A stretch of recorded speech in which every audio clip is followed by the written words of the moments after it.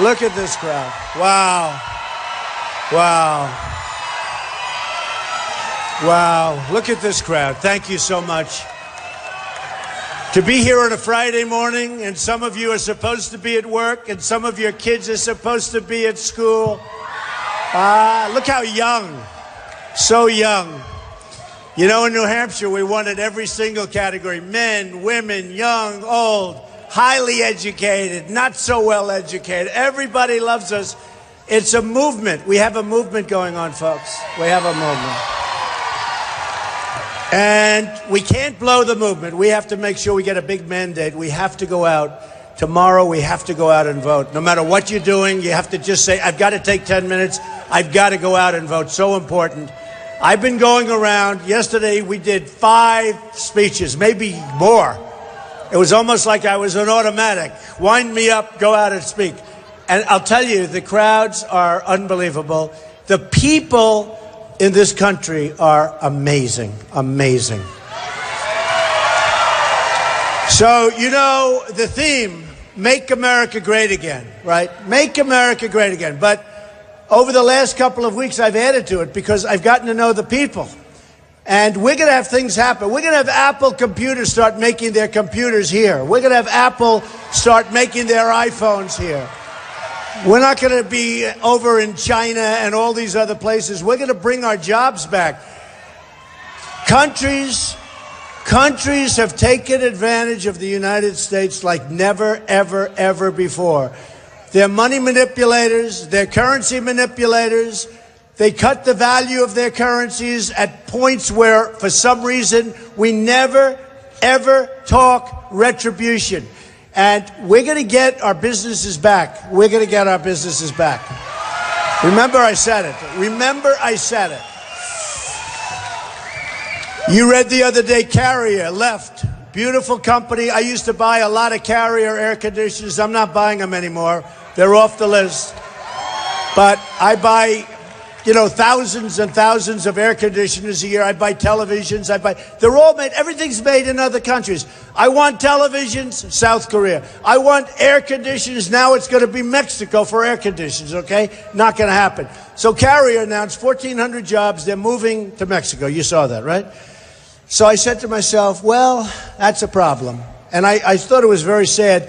Just like all these cell phones that are up in the air, they're taking like the video of the man, I guess the boss, saying, we're closing up, we're moving to Mexico, bye-bye, your jobs are gone. These are people that have worked there for years. And I said to myself, that is terrible. And how do you do it? Now, I am a free trader, and we want to be idealistic. And idealistic is free trade, everyone. But China doesn't free trade with us, by the way, just so you know. You know, Boeing is building massive plants in China. Be careful, be careful.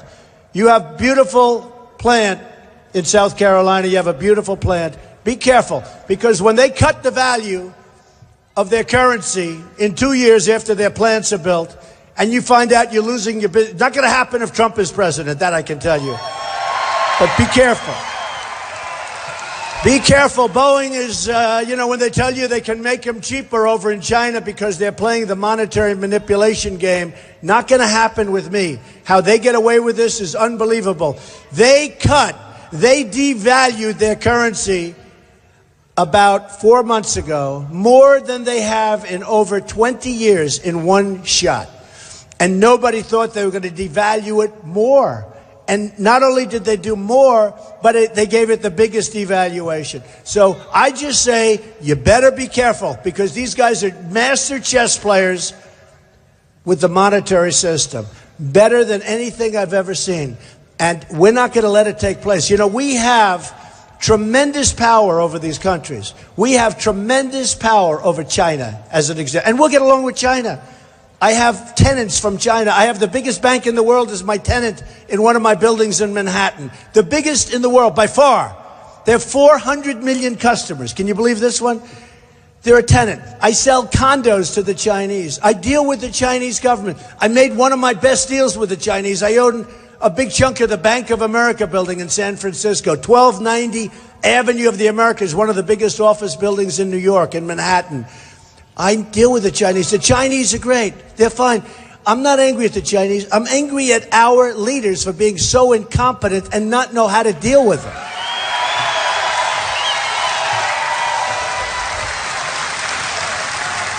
So I believe in free trade, okay? Because I hear these people go, Donald Trump is not a true conservative.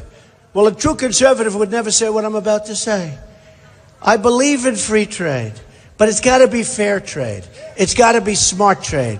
We can't lose $505 billion a year like we do. Think of it. We have a trade deficit with China, $505 billion. That's not free trade. That's stupid trade, okay? That's stupid trade, all right?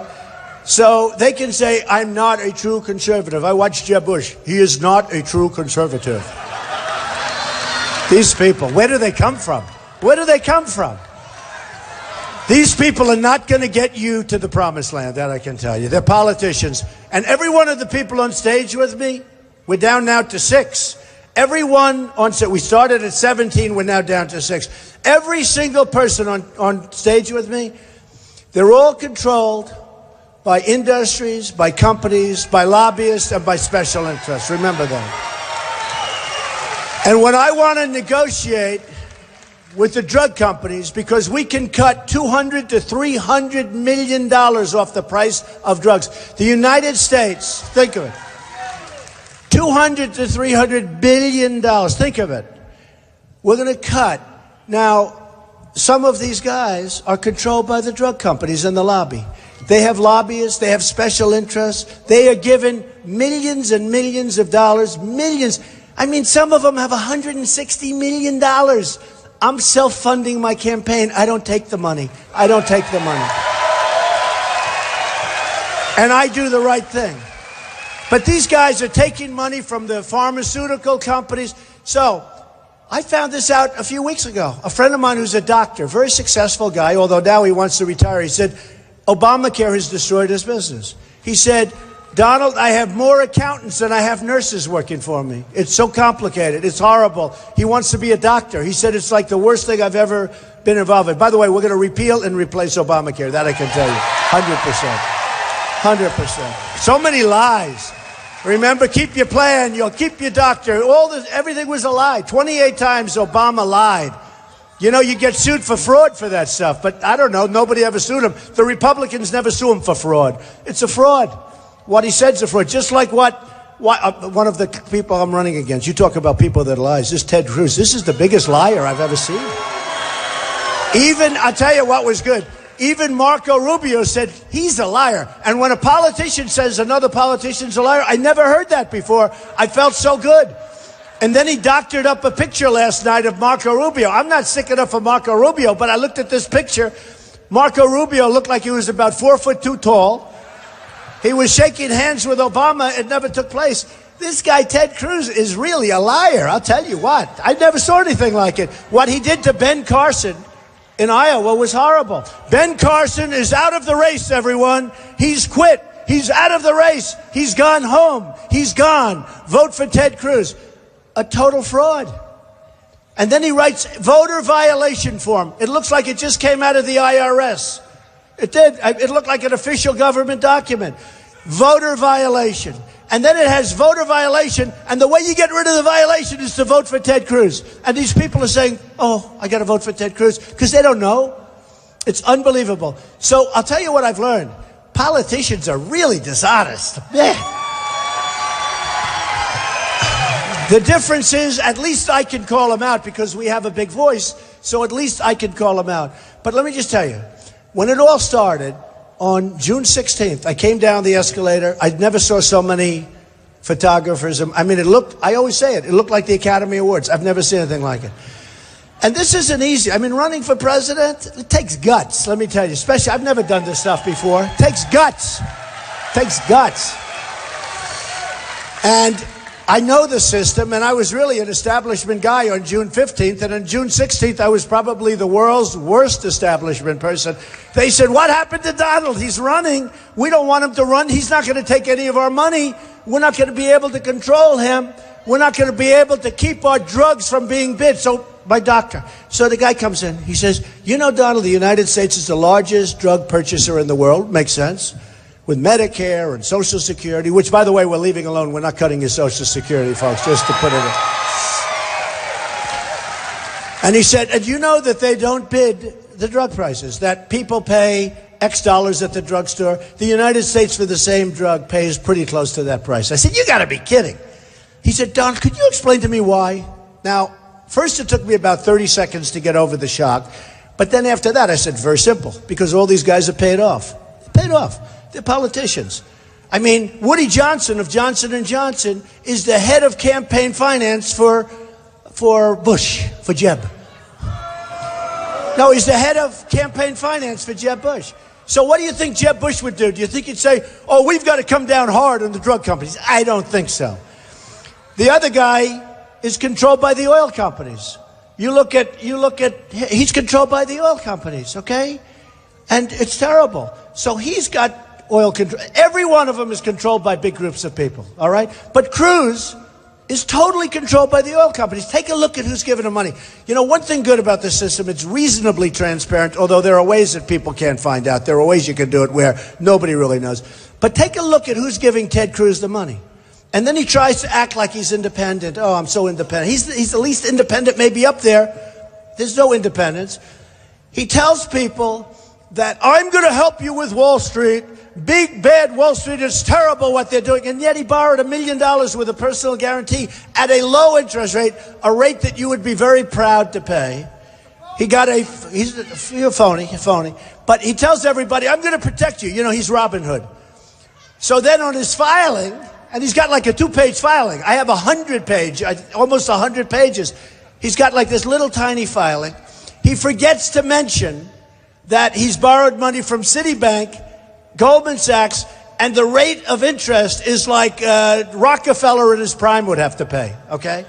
So low. He forgot. And he didn't put it down on the form. He never put it down on the form that he borrowed $1 million. And in fact, he said he's going to liquefy, he's going to sell stuff because he doesn't want to borrow from Wall Street. But he borrowed from Wall Street. He lied. This guy, I never saw a guy lie like this. So he went out and he borrowed $1 million. He submitted his papers to the federal government. And missing from the papers was the fact that he had loans from 2 major banks, okay? And then he talks about how he's going to get, well, Goldman Sachs, I know the guys at Goldman Sachs, they have total control over him. Just like they have total control over Hillary Clinton. They have total. But they have no control. They have no control over Donald Trump. I don't want their money. I don't need their money. They have no control. So, thank you. Thank you. I love you too. Look at this guy. Thank you, man. Thank you. So what happens, that's right, we got to get to work. That's the truth. I want to get this thing over with. I'm so anxious to negotiate. You know, we can knock trillions of dollars. There's so much waste, fraud, abuse in our government. You look at the VA, the Veterans Administration, it's a fraudulent enterprise. You look at what happened in Phoenix at the Veterans Administration. It's one of the great frauds I've ever seen. These people are living that run it. They're stealing money like I've never seen anything. It's as bad as anybody, and everybody knows it. I guess you've read about it. But it's not only Phoenix, it's all over. We're going to get to work. I cannot look. It says, I'm ready to work on wall. Okay, on the wall. Oh, on the wall. We're going to build the wall. We're going to build the wall. Look at this guy. Wow, we're going to build the wall. Wow, that's so beautiful. I thought he said, I'm ready to get to work on wall. I thought he was talking about Wall Street, and that's okay too. Wall Street's a good place. But he goes, I'm ready to work on the wall. We're going to build the wall. Are you ready? Are you ready? Who is going to pay for the wall? Who? So, you know, Mexico, we had a little thing yesterday. The Pope was great. He made a beautiful statement this morning. They had him convinced that illegal immigration is like a wonderful thing. Not wonderful for us. It's wonderful for Mexico. It's not wonderful. And just so you understand, I have a very good relationship with Mexico. I have a phenomenal relationship with Hispanics. We're going very soon to Nevada. After this, we go to Nevada, then we have the SEC. A poll just came out in Nevada. I'm leading with Hispanics.